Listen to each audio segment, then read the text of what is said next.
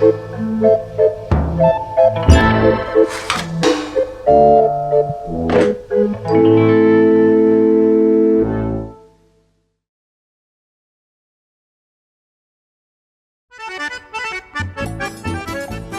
estamos preparando uma festa de São João bem linda e esse ano o tema vai ser cordel. Os alunos já estão fazendo os desenhos, os painéis, tudo voltado para o cordel. Nós estamos fazendo a igreja, para onde vai montar o cenário, que vai ser a recepção das pessoas, né? Que vão vir visitar a nossa escola, que sempre estão aqui, né? Os parceiros da escola, as pessoas que estão sempre presentes, que apoiam a escola, que apoiam as pessoas em situação de rua, que acreditam que elas vão ser melhores, que elas vão ter futuro. São essas pessoas que acreditam no ser, né? No ser humano. E vai ter muito pé de moleque, cachorro-quente, pipoca, canjica. E a nossa escola é diferenciada, porque todos os lugares vão. E aqui é tudo gratuito, é para o estudante mesmo. A gente recebe as doações e aí o estudante tem a oportunidade de participar de uma festa, né? Tem o do convívio com o outro, de estar numa festa junina, que onde em muitos lugares provavelmente eles não seriam aceitos nem para entrar, né? Então aqui eles são as estrelas, né? O papel principal são eles, né? Então é assim.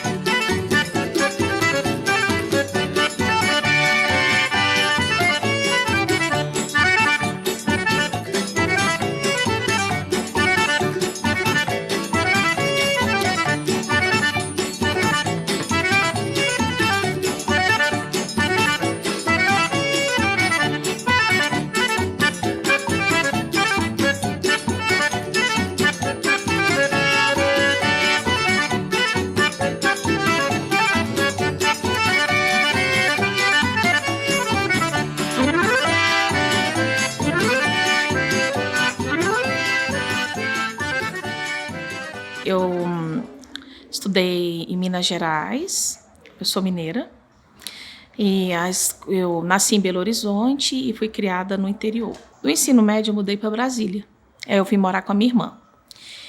E minha irmã, que é mais velha do que eu, uns 20 anos ou mais, ela trabalhava aqui na escola dos meninos e meninas do parque. Só que a escola antigamente chamava-se Gran Circular. E ela trabalhava com essas pessoas e ela relatava como que eram essas pessoas em situação de rua. E aquilo foi me encantando, o que me abriu portas para eu vir para cá depois. Porque na cidade em qual eu vivia, em Minas Gerais, lá não tem pessoas em situação de rua, né? E se eu vim conhecer esse lado da humanidade aqui em Brasília, esse lado triste, né? Porque as pessoas que estão em rua, elas não escolhem estar na rua porque querem, né? Teve algum motivo ou familiar, algum motivo...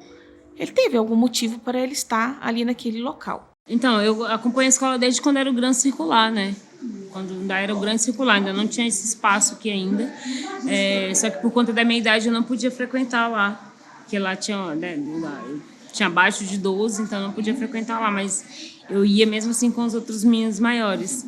E aí quando veio pra cá, eu tinha 12 anos, mais ou menos, de 11 para 12 anos, quando eu dei entrada na escola. E aí eu fiz meu ensino fundamental 1 e o 2 aqui, e saí daqui e fui pro Gisno. Acho que toda a construção que eu tenho hoje, tanto política, tanto de uma visão de mundo, tanto de não esquecer os princípios, mesmo que às vezes você não precisa ter família, você ter princípio. A escola, ela induz muito a isso, né? Você buscar um certo conhecimento através da educação. Então, grande coisa que eu sei hoje, que eu faço hoje da minha vida, que eu tento repassar para o meu filho, eu tirei daqui. Aí eles se conheceram aqui, me tiveram aqui, nasci aqui, foi criado tudo isso aqui. Aí depois, alguns anos depois, vim estudar aqui também. Eu estava no POP, aí perguntaram, a diretora do POP perguntou quem queria estudar. Aí eu perguntei, né, se podia pessoas idosas estudar aqui, porque tem muitas escolas que não aceitam. Ela falou, não, ela pode estudar com qualquer idade. Eu falei, então, aí eu peguei e vim para cá em 2013. Meu nome é Orivaldo Oliveira Santos. Sou de uma cidade da Bahia chamada Morro do Chapéu. Então, eu conheci esse colégio aqui em 2017. Um colega meu trouxe para aqui, eu não queria ficar. Não gostei, aí fui vindo, gostei. Chegou aqui, não sabia nem fazer o nome, não sabia nem o que era o A, nem o que era o B. Aí fiquei estudando desde 2017, agora já estamos em 2022, agora já sei escrever meu nome, já sei ler um pouco, já sei escrever alguma coisa. E para mim essa escola aqui é ideal. Para mim a melhor escola é essa, que essa escola aqui tem almoço, tem a janta, tem o café da manhã. Essa escola aqui a gente pode vir descalço, pode vir de chinelo. Aqui a gente toma banho, tem toalha. Aqui tem pasta de dente, escova de dente, tem sabonete. Para mim a melhor escola do mundo é essa aqui do parque. E o que eu acho mais interessante é que eles vêm simplesmente só para almoçar. Porque eles têm essa liberdade de vir, almoçar e ir embora. Mas eles continuam, eles ficam. Para mim foi bom, foi ótimo ter conhecido essa escola aqui. Porque eu acho que essa escola aqui é totalmente diferente das outras. Diferente porque o tratamento aqui é todo igual, entendeu? Então, por isso que eu acho que essa escola aqui é bem mais diferente, que eles dão todo carinho, todo apoio. Não é igual a outras escolas, não, que tem aqui no DF, não. Certo? Porque tem escola aqui no DF que eles saber que está em situação de vulnerabilidade, eles não aceitam, eles não gostam. Eles fazem assim, ficam fazendo acepção de pessoa, né? Muita discriminação. E aqui não, eles tratam todo mundo bem. Tanto que é de dentro, que é de fora, o tratamento é o mesmo. Eu vou dizer que muito tratamento. Porque normalmente em outras escolas a gente é tratado como mais um. Aqui a gente é tratado como o um. Então aqui eles tratam especialmente cada aluno, eles vão a fundo na vida de cada aluno para tentar melhorar esse aluno.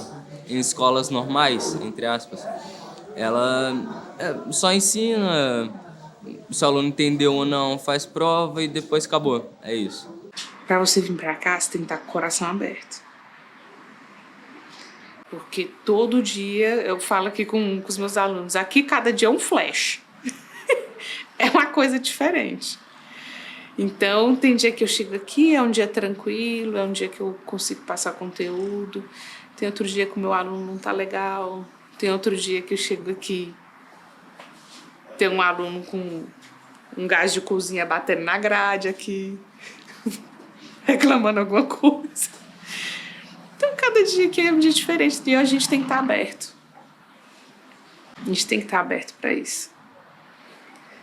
Porque é uma realidade, você sai da tona, né? Você vem, forma professor, aí você sabe que você vai para a sala de aula. E aí, quando você entra nesse local, você assume também outras coisas. Se você ficar limitado, você não dá conta. Se eu for ficar assustado aqui com o aluno que chega entorpecido, que chega falando coisa que não deve, né? Porque é isso, gente. Às vezes eu vou chegar aqui e tá xingando palavrão, tudo. E aí, como é que eu me comporto com isso como professora? Como é que eu vou receber isso? Eu preciso estar com o coração aberto. Eu permiti que a arte faça parte da minha vida e acreditar que ela realmente faz, porque não pode fazer para o outro, que às vezes está com uma dificuldade incrível de parar de beber, de parar de... E a gente já passou por muitos artistas já passaram aqui pela escola. Muitos. E alguns conseguiram abrir essa trilha e seguir em frente, outros não deram conta. Mas durante o período que estiveram aqui na Terra, que estiveram aqui com a gente, se permitiram a criar, a pintar, a expor suas emoções por meio da arte, né? É chato porque às vezes o vício não permite, né, seguir em frente, mas quando consegue realmente olhar para si e ver esse potencial e conseguir transformar, seja esse obstáculo qual for, tem resultados bonitos, né? Tem resultados lindos. Eu vejo a arte como uma grande professora. E eu sinto falta na educação formal a arte da forma que ela acontece em espaços como aqui, por exemplo. Então, eu entendo que nem todas as pessoas aprendem da mesma forma. E que as avaliações elas têm que ser de acordo com o aprendizado. Tem uma coisa que eu já ouvi falar de outras formas, mas eu digo dessa forma, que prova não prova nada. Eu vejo dessa forma num espaço como a Escola Meninos e Meninas do Parque, que dá para se ensinar com outros métodos, dá para provocar o pensar com outros métodos, e a arte ela vem para trazer uma estrutura que o ensino convencional não tem. Dentro de um modelo engessado, é assim, é assim, é assim, nem todo mundo aprende. E quem está numa situação fragilizada, como chegam as pessoas aqui para aprender, elas precisam de uma outra dinâmica de aprendizado. Então eu pensei como trabalhar português, o que é importante trabalhar português para uma população desta.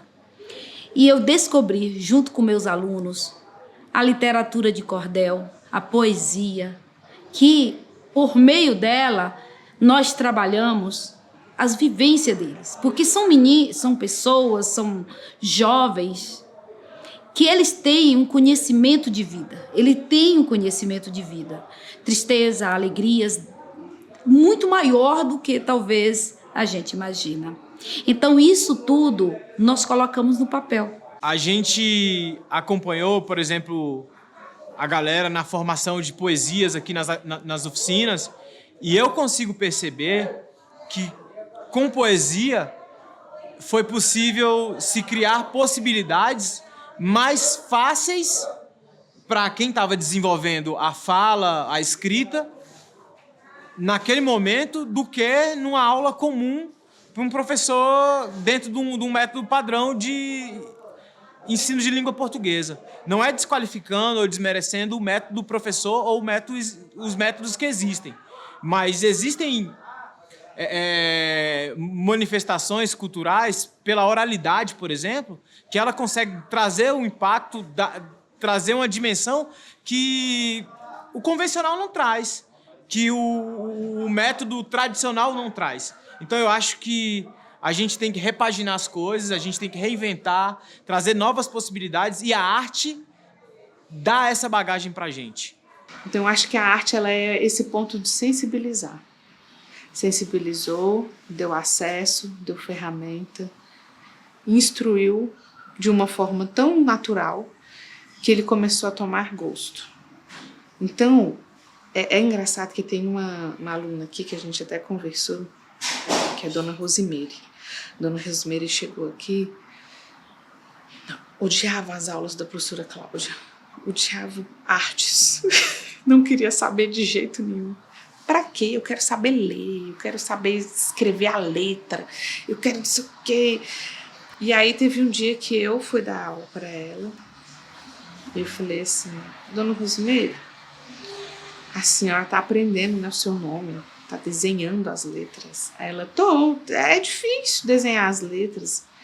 Eu falei: mas você tá vendo que desenhar a letra e desenhar qualquer outra coisa, você tá usando o mesmo suporte, que é um papel e uma caneta? Um lápis? Aí ela olhou assim. Eu falei: então, seja livre com isso. Eu quero que a senhora seja livre. Solta sua mão, faça o que a senhora quiser nesse papel, rabisca. A senhora tá com ódio de vir para a sala de artes? Mostra esse ódio para mim no papel. A Claudinha também faz muito isso. E aí ela: pra quê, professora? Eu falei: não, faz o que você quiser nesse papel hoje. Aí ela: então eu vou desenhar meu nome. Eu: pode desenhar seu nome. E ela fez várias vezes, desenhou o nome dela, escreveu, não sei o quê. E aí depois ela olhou os lápis de cor, ela, posso fazer de outra cor? Eu, lógico. Aí ela já começou a se interessar, sabe? Ela ficou mais bonita nessa cor. Eu falei, também achei. Então, é de pouquinho que a gente vai conquistando, né? Oi, tudo bem? Já deu 11 horas? Não deu 11 horas ainda não, tô no intervalo comigo. Ah, então tá jóia. Já então a gente sobe lá quando for 11 horas, tá? Terminou sua tarefa? Tudo? Eu vou lá. Tá certo. Eu vou lá olhar então. E você pintou bastante, meu amor? Então, achei que você sujou, né, Stefano? Sujou? Eu tô vendo a canela dela ali pintada, ó. As mãos. Ei, você deixou lá seu desenho pra eu ver? Você deixou seu desenho pra eu ver? Ficou bonito? É, vou lá ver então. Mas é isso, eu acho que as artes aqui é um potencial aqui muito forte. Eu queria entrar um pouco com teatro, porque como eu sou do teatro, né, então eu queria ter essa oportunidade. Mas quem sabe, um pouquinho mais para frente eu ainda consiga. Porque eu acho que eles têm uma vontade de se apresentar, de viver esse mundo diferente da encenação. A pintura, o desenho aqui é formidável, mas eu acho que se entrasse com teatro também ia ser bacana. Mas é isso que eu vejo. Também gostaria que as pessoas vissem a arte como fruição, não só como uma função. Acho isso tão pesado, achar a arte que tem que ter uma função, ela é obrigatória. Oh, meu Deus, não é não. Ela é tão mais bonita quando ela não é. E tem uma frase que é do Milton Nascimento que eu trago junto comigo há muito tempo, que é: no olhar e nos gestos os homens se tocam como humanos criadores de encontros e despedidas. E eu acho que a arte-educação é isso, né? Você poder olhar. Eu, enquanto arte-educadora, acredito muito nisso, que é a gente poder olhar para o outro, respeitar e olhar para cada detalhe que o outro te oferece, respeitando os mínimos detalhes e acreditando naqueles mínimos detalhes. E para mim é muito mágico quando eu escuto um aluno falar assim: professora, um aluno adulto chegar e falar para mim: professora, você me fez eu acreditar na arte, a ver a arte de um outro jeito, e não como uma brincadeira de criança, mas sim algo que eu realmente posso fazer e ficar legal, e ficar bonito, e você me fez olhar que é legal, que é bom, né? Isso para mim é incrível. É muito incrível mesmo, essa conversa com eles e saber que pode ser diferente, né? Então, eu sempre fui uma menina que eu sempre quis muita coisa, mas eu nunca sabia por onde ir ou até quando que as coisas iam ficar estacionadas. Então, eu sempre tive muito medo de ir e não conseguir. Então, eu comecei meio que uma mudança de vida através do cinema, né? Eu fiz um documentário com a Tânia Quaresma, que foi Nízia Floresta, e daí ele já começou a me abrir uma outra visão de que eu poderia ter todas as coisas que eu quisesse. Apesar de gostar muito de futebol, praticar o futebol, entender muito de futebol, querer ser uma jogadora de futebol, quando eu entrei em contato com o cinema, através da escola, eu era estudante daqui, eu fui selecionada para fazer esse documentário da Nízia. E aí as coisas, a vontade de querer mudar de alguma forma, ela foi começando a ficar muito grande, muito intensa dentro de mim. E aí foi o que eu fiz, né? E depois que eu tive o Arthur, eu sabia que eu não estava mais sozinha e que eu precisava de alguma forma mudar aquela minha rotina de vida. Então eu teria que arrumar um emprego, eu teria que sair da rua, eu teria que parar de fazer uso de droga, eu teria que ter um espaço para morar, para poder fazer com que ele tivesse uma qualidade minimamente, né, saudável. E é isso. E eu vejo que até hoje eu não consegui muita coisa, mas ainda não consegui o que eu quero, né? quer ter uma formação acadêmica, ver ele inserido dentro de um time profissional, sendo reconhecido pelo trabalho dele, entendeu? E se não der certo um time, que ele consiga entrar dentro da universidade, consiga sair com o diploma dele, eu acho que esse seria a maior realização, né? Um ou outro, ou futebol, ou ele saindo formado de uma academia. Como eu trabalho com história, eu trabalho com o tempo. Então eu precisava mostrar para eles que as coisas levam tempo. E para mim também, né? Porque eu tô nessa aprendizagem junto. E aí a gente foi para a horta. E aí a gente começou a colocar a semente. A semente, até ela brotar, ela demora uns dias. E aí nisso a gente foi fazendo projetos de vida. Tipo, se essa sementinha de tomate demora, sei lá, 4, 5 dias para brotar, o que a gente... E aí a gente vai vendo o processo dela crescendo, é tão bonito, né? E só que o que a gente pode pensar para a nossa vida prática que a gente pode fazer nesses 5 dias? Aí eles começaram a fazer pequenos planejamentos de vida. E aí tem a ver com a ideia de eu me sentir pertencente, e a ideia de que eu também tenho uma vida e eu também posso sonhar com o futuro, né? Esse futuro, mesmo que breve, ali de 5 dias. E aí eles começaram a fazer, por exemplo, coisas simples, assim, em 5 dias, o que você quer para sua vida? O que você consegue sonhar? Aí eles, de repente, não beber 3 dias. Ou então, vir para a escola todos os dias. E aí a gente foi anotando, eram pequenos projetos de vida. Aí, a semente então, ela brotou. Agora, para ela crescer, ela demora mais, sei lá, mais 4 semanas. O que você consegue projetar para 4 semanas? Me dedicar mais para matemática. Ou então, sei lá, tentar não me envolver em briga. Ser mais cuidadoso na hora de falar com as pessoas, porque às vezes as pessoas não têm nada a ver com meus problemas. Então, assim, tanto que a gente escreveu esse projeto, ficou muito bonito. A gente ganhou na Secretaria de Educação com esse projeto. O que te faz não estar num lugar seguro ou não querer estar num lugar que te traz medo ou violência, você tem reações, e aí, em uma dessas reações, você acaba caindo na rua. E a rua, nem quando você chega e nem quando você sai, ela é tranquila com você. Então, quando você está na rua, você está com fome, você está com frio, você está desabrigado, você está vulnerável. E aí você sai dali para um lugar que promete segurança, que promete ser realmente um abrigo, e não necessariamente você encontra isso. Em parte você encontra isso, porque você tem refeição, porque você tem um lugar para fazer as suas necessidades fisiológicas, porque você tem uma oferta de um método de ensino, porque você tem oferta de uma outra coisa. Só que em algum momento, principalmente por fator idade, você rompe isso e você volta para a rua. Só que esse tempo que você ficou lá, você não estava preparado para a rua. E a rua a qual você saiu e que você volta agora, não é a mesma rua. É uma outra rua, com uma outra dinâmica.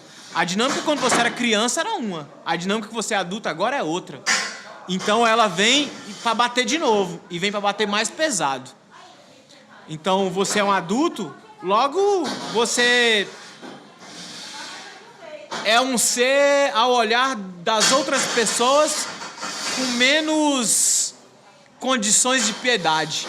Quando você é criança, existe um olhar com mais piedade. Por ser criança. Não que todo olhar tem a base da piedade. Quando você é adulto, já não tem mais essa lógica da piedade. É a lógica do vagabundo, do safado, do sem futuro, do que... O que surgir para você, ele é um lucro e dessas migalhas você faz lucro. Então, assim, é muito complicado. Então, você está numa situação, quando você volta para ela, a carga é dobrada, a cruz é mais pesada. Por que eu insisto na palavra em situação de rua? Porque hoje eu estou em situação de rua, mas talvez amanhã eu consiga sair. Eu sei da dificuldade que é para sair da rua, mas talvez eu possa sair. Talvez eu, aluno, né, que nosso aluno possa sair. E políticas públicas são importantes para que isso aconteça, mas às vezes não é tão bem visto. Essas pessoas não são tão bem vistas e aí muitas vezes não acontece do jeito que deveria ser. Eu não sei se eu diria sorte, porque tem pessoas que talvez tenham sorte, tem pessoas que tenham facilidade em transformar, em se relacionar e conseguir sair daquela situação para uma situação mais branda. Tem outras que às vezes caem em armadilha, achando que é branda e na verdade aquilo ali é uma situação que vai deixar numa situação mais complicada ainda. Quem sabe em situação de ser ninguém, né? De ser mais um na estatística e menos um na estatística também. Na época, minha mãe morava na rua, meu pai também. Principalmente na parte da minha mãe, assim. Que depois que ela sai daqui, ela conclui estudo. Hoje ela está fazendo letras na UERJ. Então, assim, essa parte da educação, eu posso dizer que a educação literalmente mudou a minha mãe. E consequentemente, também me mudou. Que, assim, é o famoso efeito dominó. Então, assim, a escola ajudou a minha mãe me ajudou. E tudo isso, com base em tudo, é essa escola. Que, assim, foi essa escola que fez a minha mãe procurar uma vida, entre aspas, direita, sair da rua, me teve, cuidou de mim, eu voltei para essa escola, estudei aqui. Então, tipo assim, ela mudou em tudo na vida da minha mãe, tanto quanto na minha. Não fui uma das melhores alunas, longe de ser uma das melhores alunas. Mas todas as oportunidades que eu tive, que a escola me disponibilizou, eu tentei abraçar ao máximo para conseguir ver o que eu estou colhendo hoje, né? Que é ter um filho do jeito que está, com caráter bom, sempre esforçado, sempre nunca me deu trabalho dentro da escola, sempre com as notas boas. Aqui na escola ele ganhou o prêmio da Feira de Ciências, então ele é um moleque premiado aqui em Brasília, está no Rio em busca do futuro dele. E eu consegui entrar na universidade ano passado, então é isso. Eu acho que tudo isso é resultado dessas somas, né? De todos os funcionários, do meu querer também, né? Eu acho que o querer também é fundamental. Não adianta o mundo todo querer se eu não... Então, a partir do momento que eu comecei a querer, as portas começaram a se abrir, né? Tive um outro leque de vida, né? Uma outra visão das coisas que estavam acontecendo ao meu redor. Essa escola é importante, tem para mim ter tudo. De ser essa escola eu não viveria. Se essa escola era um alfabeto, não sabia ir no posto de saúde, não sabia ir no banco sacar um dinheiro. Ou chegava no banco lá, eu não sabia, quando aparecia aquela senha lá, eu não sabia que se era, tem que levar um amigo comigo. Hoje eu vou sozinho. Você colhe a minha senha, você sacar um dinheiro, você pega um ônibus para qualquer lugar, você ir no posto de saúde, sozinho, não preciso mais de ninguém me acompanhar. Sou idoso, agora essa escola foi tudo minha vida. Porque a maioria das pessoas não conhece a escola Meninas e Meninos do Parque, sabendo que a escola tem 28 anos de existência, sabendo que é a única do Brasil. Então, assim, o máximo que a gente puder divulgar, igual vocês vão fazer a nossa história e tudo, vai ser muito lindo, para as pessoas poderem enxergar que as pessoas têm o direito de estudar, têm o direito de querer ter uma vida melhor, têm o direito de ser recebido onde eles quiserem. Gente é gente como a gente, né? Então, é um olhar, porque às vezes tem a situação de agressividade, ou a situação de outras coisas, mas por que aquela pessoa fez aquilo? Que momento que ela estava passando para ela ter feito aquilo, né? Ou a pessoa tem algum transtorno, ou ela fez porque ela quis, né? Então as pessoas têm que começar a olhar as pessoas com outros olhos. E quando a gente vem trabalhar aqui, a gente aprende a olhar com os outros olhos. E aí quando você olha assim para uma escola que não tem muros, ou seja, não tem um limite, né, que você tenha que ultrapassar para poder chegar. Eu acho isso engraçado, porque quando você chega nas outras escolas que tem muros, né, você fala, olha, tem uma escola ali. Até você vê o portão, você vê quem trabalha lá dentro, é um processo, né? Aqui não, aqui está todo mundo, os alunos estão ali fora, na mangueira, os professores também estão ali conversando, o vigia está aqui, então é uma liberdade. E fora que a natureza é um espetáculo aqui, né? A gente vê as estações do ano passando pelo parque e é incrível, incrível. calor que a gente está sentindo. Então, eu achei que quando eu entrei aqui na escola, eu falei, nossa, que bacana. Como a escola é convidativa, né? Ela chama realmente, ó, não tem um muro, não tem limites para você chegar aqui, então ela é convidativa. A nossa escola é uma escola inclusiva, uma escola de acolhimento. A escola está aberta para todos, mas especialmente para esse público aí, para essas pessoas e em situação, né, de vulnerabilidade social. A gente acolhe e respeita e ouve. A gente aprende também muito com eles, muito mesmo, viu? Muito mais do que você imagina. O que falta é talvez esse acompanhamento psicológico, psiquiátrico, porque eles necessitam, assim como a gente, né? A gente está numa sociedade que eu direto converso isso com eles, né? Imagina, enquanto a população, nós aqui, servidores públicos e tal, a gente começa a ter uma coisa, começa a ficar sem dormir, vai lá no psiquiatra, pega um remédio, né, já para melhorar. A pessoa em situação de rua, ela não tem esse acesso. Aí ela vai para onde? Ela vai para droga.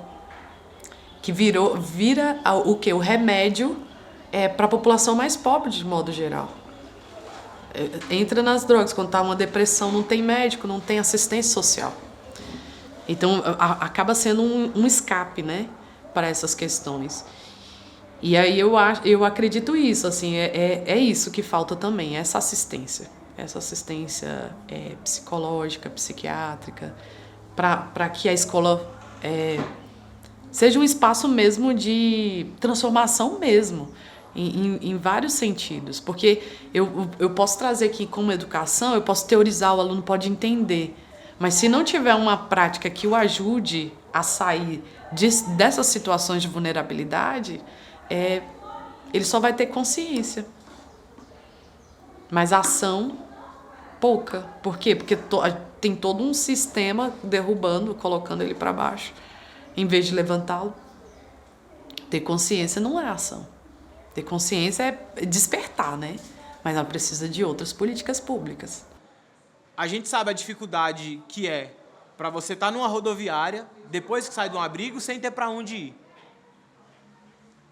Ali você é mais um dos que saíram do abrigo para procurar um lugar para onde ir. E às vezes o lugar que consegue te acolher é uma escola, meninos e meninas do parque. Quando você tem essa informação, quando você tem alguém que aponta essa direção para outras pessoas, não existe essa alternativa, essa possibilidade não chega. Eu lembro de amigas que saíram, grupo de 8 amigas que saíram do abrigo, chegaram na rodoviária, não tinha para onde ir. Eram meninas de 18 anos que não sabia para onde ia. Estavam ali na rodoviária, sem dinheiro, sem rumo, sem direção. Mais pessoas na estatística também. Só que o que desenrola disso? Quando eu vejo o meu amigo Leandro estampado no jornal por registro de óbito, eu olho e falo, cara, o jornal diz que alguém tem que registrar, tem que reclamar o corpo, que o corpo está lá, ninguém vai reclamar. E não tem ninguém para reclamar, porque não tem parente, porque não tem ninguém por ele. E ele foi um que saiu e estava em situação de rua, e não tem hoje ninguém por ele, e ele está lá óbito.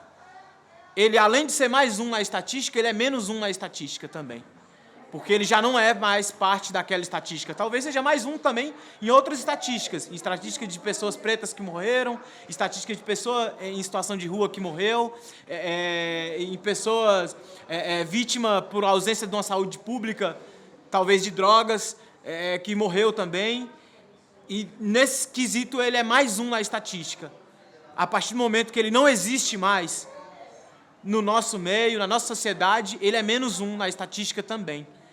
Então, assim, é muito doido.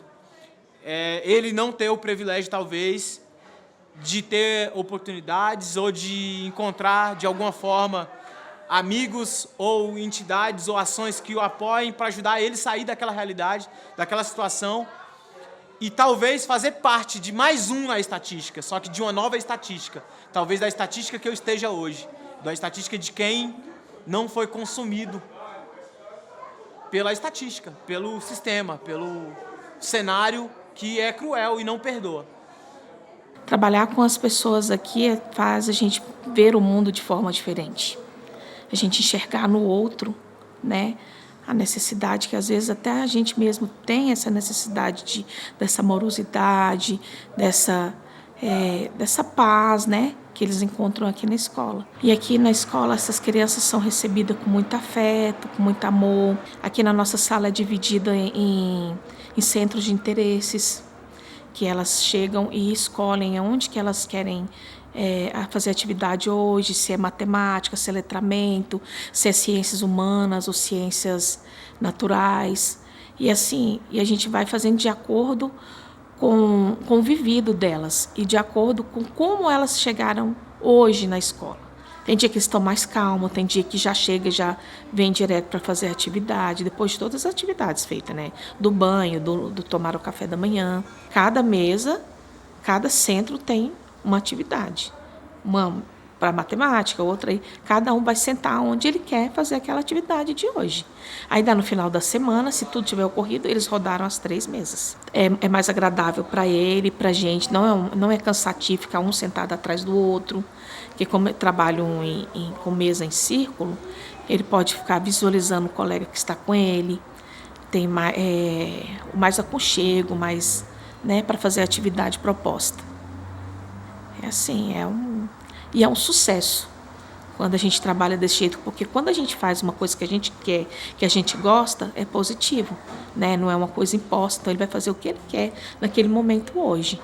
E é tudo conversado também com eles, né? Acordado. E assim a gente vai seguindo a vida aqui na escola. É assim que funciona a Escola dos Meninos e Meninas do Parque.